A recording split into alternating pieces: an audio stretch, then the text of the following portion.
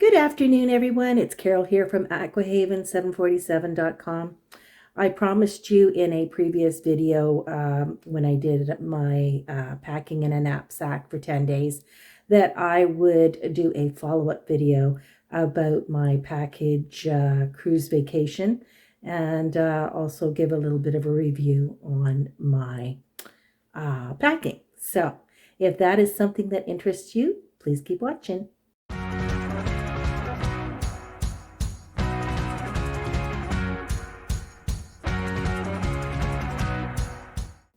Well, to start with, if you didn't see my intro for my packing in a knapsack for 10 days video, I should probably give you a little bit of backstory here too.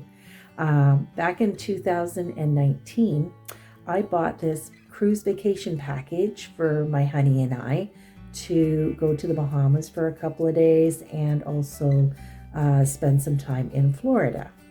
And as so often happens, if you have the time, you don't have the money. If you have the money, you don't have the time. So I was working full time and couldn't go. And then we know what happened in 2020. And then time went on. They kept extending the package for me for the deadline to take it.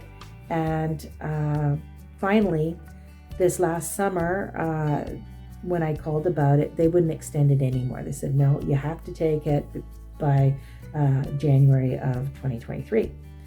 Okay, fine, except that Canada still had international restrictions. We had a backlog in passports, and my honey didn't have a passport. And then he decided he didn't want to go. He says, he wasn't going to stress about that, and he didn't want to listen to anybody's timeshare spiel anyway. Because they gave you a discounted price for the package with the anticipation of you buying this timeshare, so you would be returning and giving them more money. So anyway, that may work for some people, and I will get a little bit more into that in the video. I just wanted to add one more thing before we get into it, and that is you will probably see a recurring theme of extra costs, because there were a lot of them that I was not expecting. Since my honey didn't want to go, my girlfriend offered to come with me, so I went with her instead. Now, with my package, there was a car rental that came with it for up to 8 days. However, I had booked an extra couple nights to stay on the Grand Bahama Island in the hotel. And when I booked it, because of COVID, they weren't letting anybody stay in the hotel. So I was told I had to book the extra couple nights either in Fort Lauderdale in the beginning or in the Orlando area at the end. And so I ended up tacking it onto the end at Orlando because I have family in the area there. Unfortunately, of course, right after I booked it, they lifted the restrictions. So I probably could have stayed on there, but did get to see my family, so that was nice. So 8 days for the car rental was not going to be enough. And because it was close to Christmas, the cost for a couple extra days renting the car was going to be double. So that wasn't going to work. And also, when we were on the cruise, we were going to have to pay for the parking, which was going to be approximately another $40. So I didn't want to do that either. So I decided that I would just get the car rental after the cruise and use the transit and the trains and taxis when we first got there. If you are renting a car, check and see if your car insurance will cover it. That may save you a little bit of money. Also, if there's more than one driver, they will charge extra for every driver for every day. And you probably are already aware that a lot of car companies have a fuel surcharge if you do not fill the gas tank up. So just check with your car company when you get it, if you're required to fill it up or not. And you may be able to prepay for a tank of gas, which is what my girlfriend and I did. Another thing you should be aware of is whether or not your car has a transponder in it. Now, I don't use one up here. I'm not really familiar with how they work and that type of thing. The guy at the budget rent-a-car didn't come out with me to go over the car or anything like that, like they normally do. He just gave me the keys and away I went. And I had no idea until the very last day that I was supposed to turn this thing on.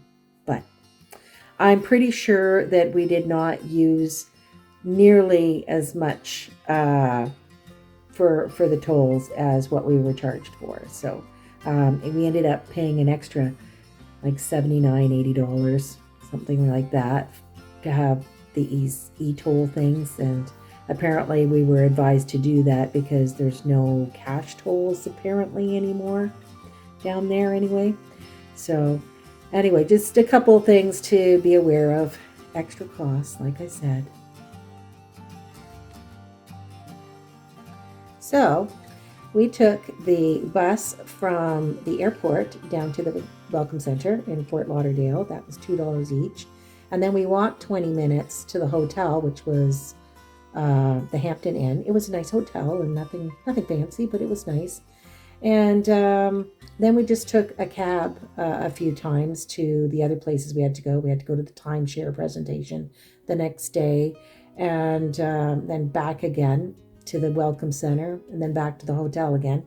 And then we had to take a cab from the hotel to the train station the day after to go down to the ship, and had to get another cab at the end of the line of the tri-rail, and that took us to the ship, which was about $20 for that one.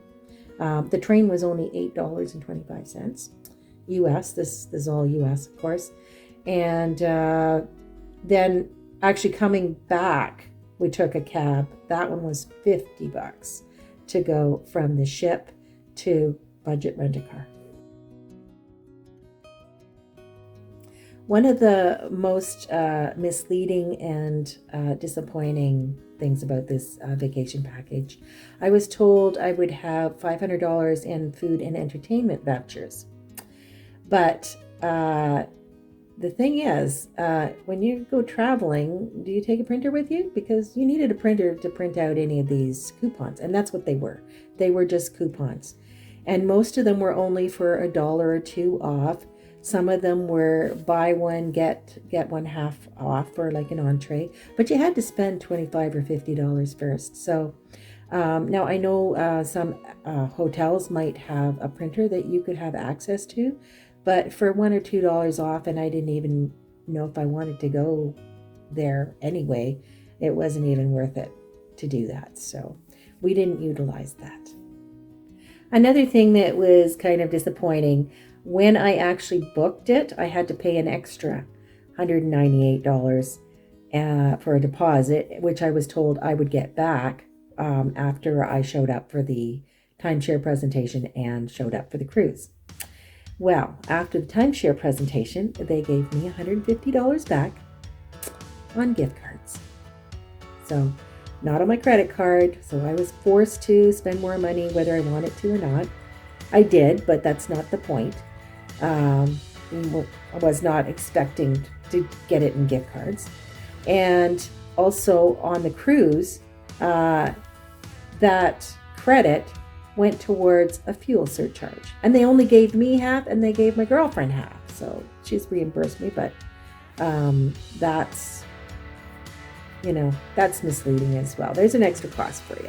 Fuel surcharges, taxes everywhere. Now, I bought my first vacation package about 14 years ago. It wasn't a cruise thing. It was just a regular thing at resorts or hotels in Florida. And it took me a few years before I was actually able to go. And I bought another one because I still had some left from the first one. And I paid an extra $299 so it would never expire. Well, guess what? I never got to go. Life goes on, things happen, and that company went out of business, so I will not prepay any other vacations again. And of course, this time around, I've had to wait 3 years, and apparently, the company I originally bought it off of, it also went out of business. But it was the package. Thank God it was picked up by Wyndham Resorts, and so at least they honored it, and we got to go, even though it was not the exact package that I originally bought. Now, I don't want to say too much about their timeshare deal.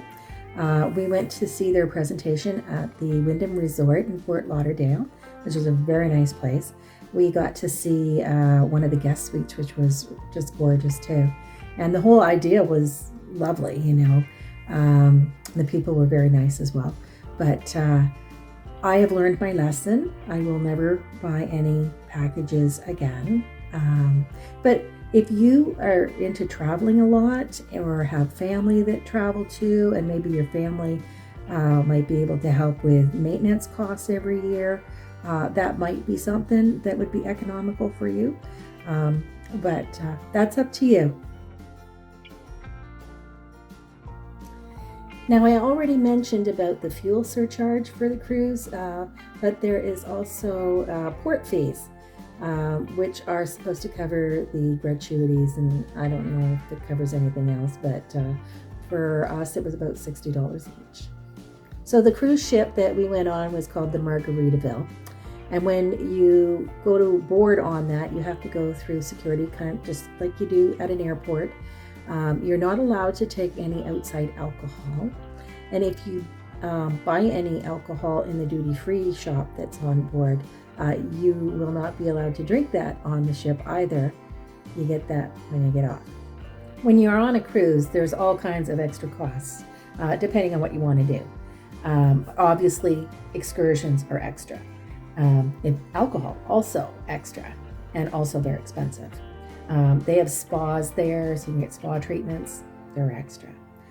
They had a few extra restaurants there that were extra.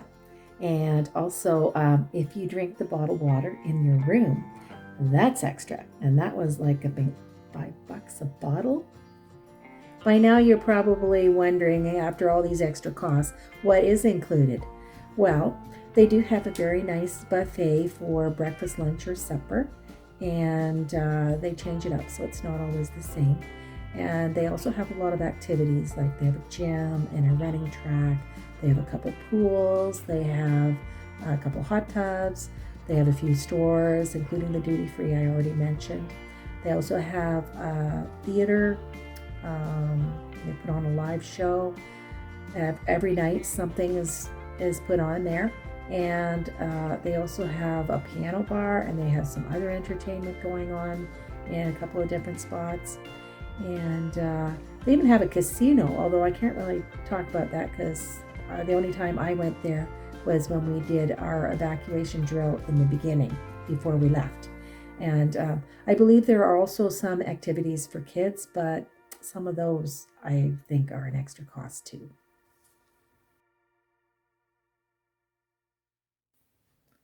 When you're on board, your phone will not work for regular phone calls.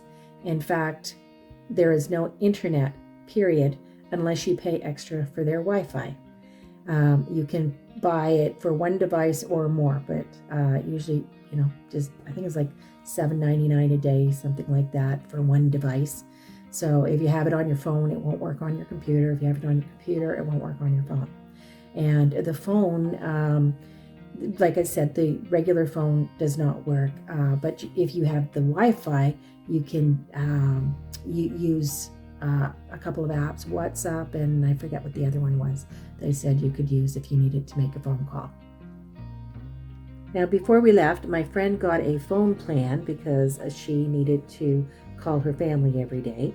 But I decided not to. I told my family and friends if they wanted to get a hold of me, they could send me a message on Snapchat or Messenger or send me an email. And when I had Wi-Fi, I would check my messages. Now, my friend and I booked the excursion to go to the Grand Bahama Island. Um, Nothing too extraneous or anything like that. We just spent $79 per package to go on a bus tour of the island, which is about a half an hour tour. Saw a lot of devastation still from previous hurricanes, and that took us to a resort. So we were allowed to go and hang out at the resort, hang out at the beach for a little bit, and also gave us access to the marketplace, which was just beside there, like a 5-minute walk from the resort. And yeah, that was all really nice.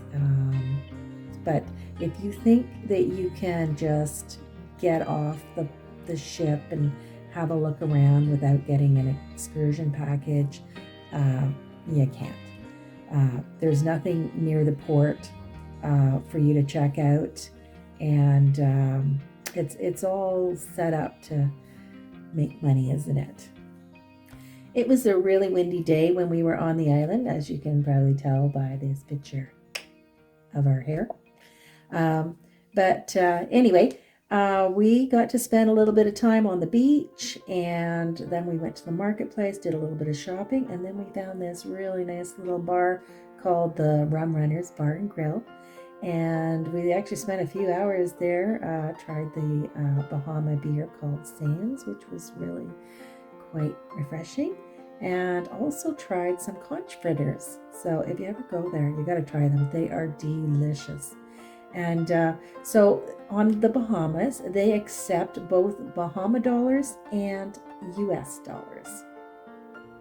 After our excursion and we went back to the ship, we had to go through the Bahamas security as well, just like the airport, because you are leaving their country and going into the States.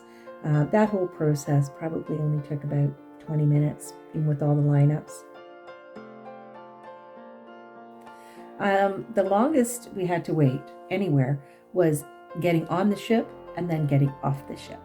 When we first showed up to board the ship, we had to go through security. We had to, get processed, give them our credit card, get our room card thing, and there was a huge room where there was like hundreds of people in there, and they're trying to sell you the excursion packages and other packages that they had there for sale. There weren't enough seats for everybody in that lounge area, so my friend and I found a spot of floor in the back hallway by the washroom, and we waited there for a couple hours before we were finally slowly allowed to board the ship. And then getting off, similar process, a little bit more comfortable because we got to sit in the lounge there, but we had to wait there for a couple of hours. They had to get the approval for people to disembark, and then they were calling people by sections, so we had to wait for our section to be called before we were allowed to leave. But at least they served us coffee there and donuts, and we got some nice people there. And then when we finally did get off, we had to get a cab to go to the budget rent-a-car, and there were quite a few of taxi drivers hanging around waiting for us. So that was not a cheap thing either. It was like $50 for the taxi from the ship to the car rental.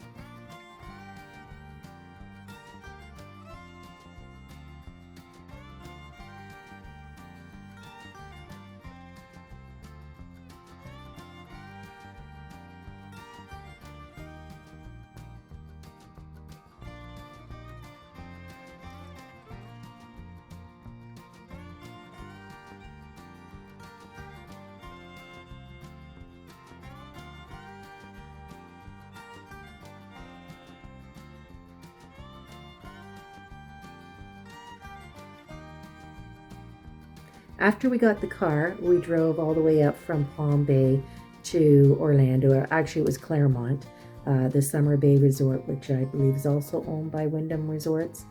And it was very nice.